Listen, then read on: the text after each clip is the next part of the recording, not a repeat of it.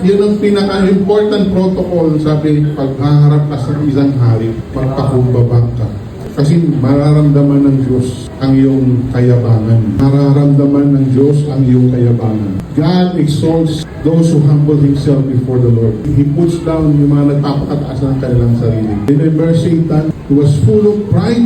Kaya nung nasa throne siya ng presence ni Lord, ang iniisip niya pala sarili niya. Sabi niya, sana ako yung sinasamba. Sana ako yung magaling. Sana ganito.